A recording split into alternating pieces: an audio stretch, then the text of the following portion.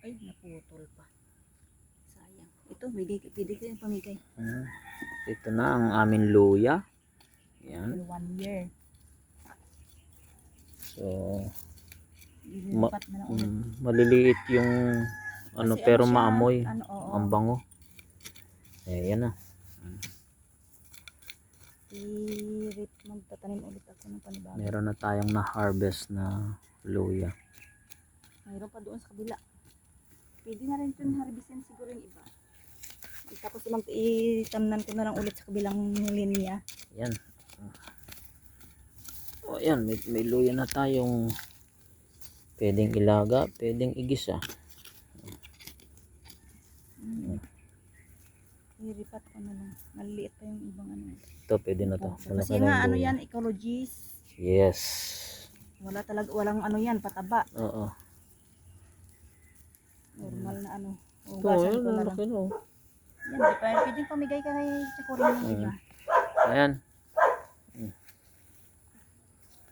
Yung iba, itatanim ko ulit. Yung pinya, wala pang bunga. Ano na yan, matagal na naman. 1 year na ata yung ano, 3 years bago mamunga kasi ata yun. Ito yung ating mulberry. Ayan. Mulberry. Ayan.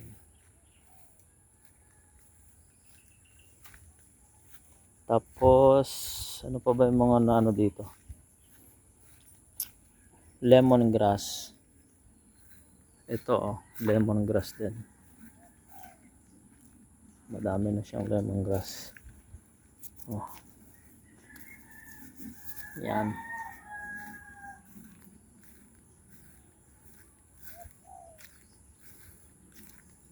Meron pa rin ditong luya eh. Tingnan natin.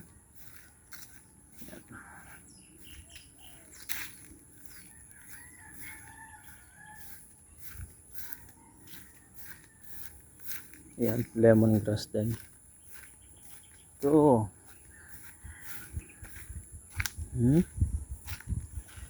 Ito, malalaki na yung luya dito. Pwede na sigurong i-harvest to. Yan, malaki na. Pwede na to. Yan. So, luya. Sili. Nung isang araw, nakakuha na kami ng sili dito. Naluto na. So, wala masyadong tanim na dito, pero may natira pa naman.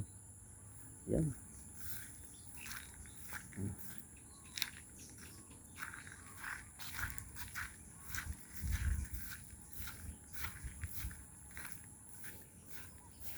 Lemon.